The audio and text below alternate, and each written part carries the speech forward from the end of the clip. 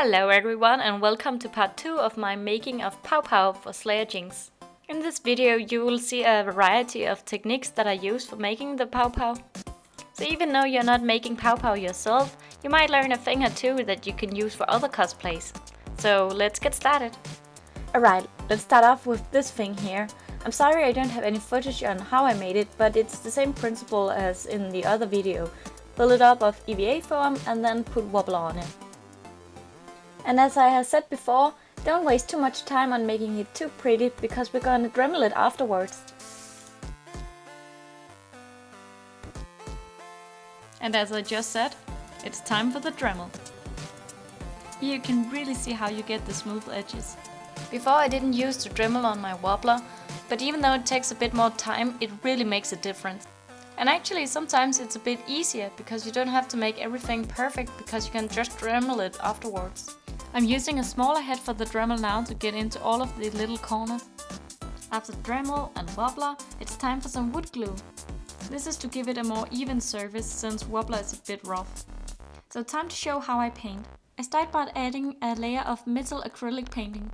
While it's still wet, I'm using black to give it shadows, blending the black color into the silver color, so you get a more smooth and natural looking result. So now that all of the edges have gotten a black shadow layer, it's time to add some white on it. On all of the edges, add a little thin layer of white paint. This might seem a bit weird, but when you see the cosplay from afar, it's really gonna make a difference. To finish it all off, I'm gently tapping on some white paint.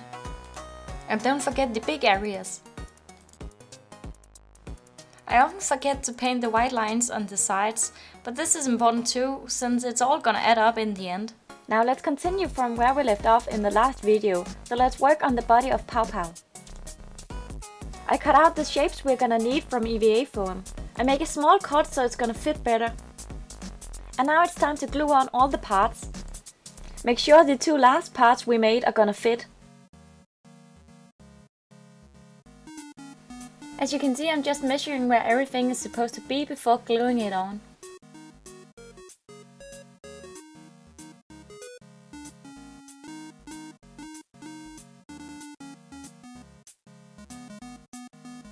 Alright, so now that we have the whole base or body, I don't know what you want to call it, for PowPow, it's time to put wobbler on it.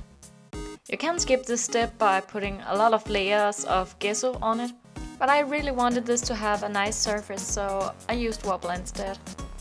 Besides, I didn't have the patience to wait for the gesso to dry. As always, I use a ruler to get into the corners and smooth out the edges. There's not so much to say about these steps other than you really need patience and a lot of time for this. A funny story about this cosplay is that I wasn't actually meant to make it.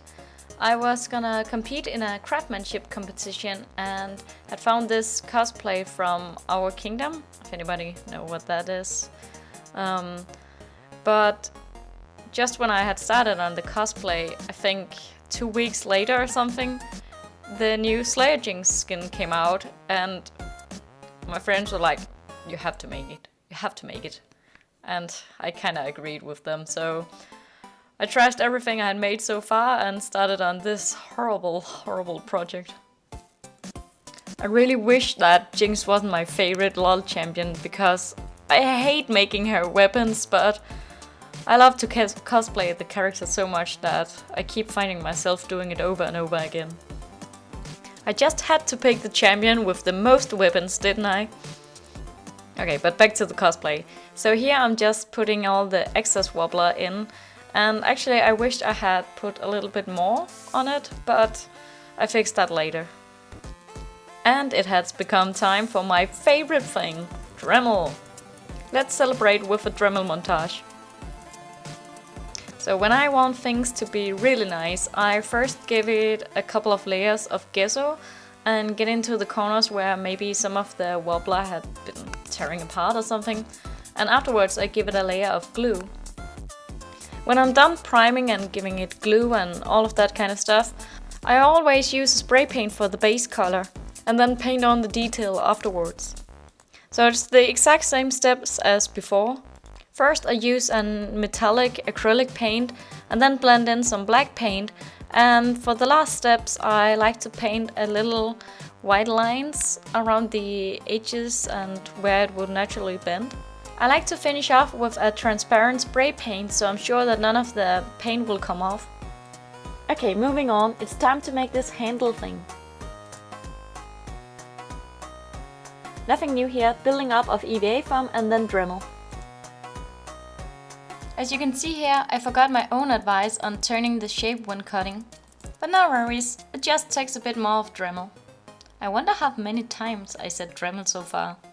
Well, after all, when I started getting a Dremel, it was like level up for all of my cosplays. So if you don't have a Dremel, I suggest that you go get one. So I added the little bottom part, also made of EVA foam, and painted the top part of the handle. Then I cut some stripes of fake leather and glued them on.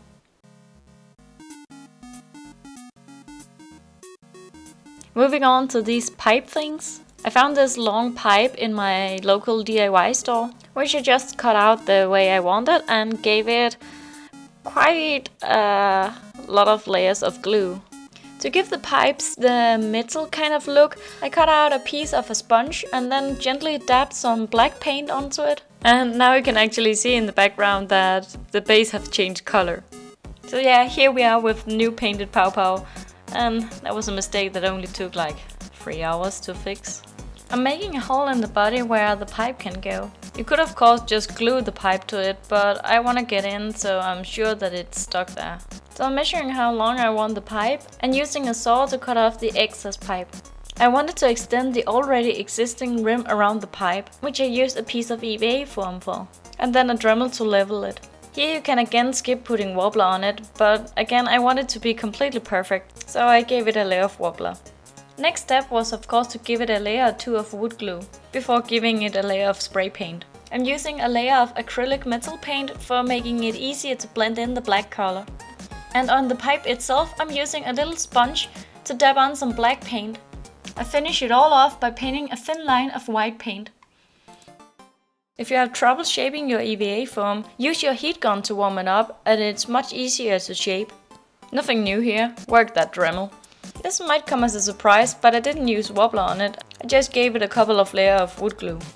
Alright, time to assembly. I just glued the pipe into the hole we made earlier.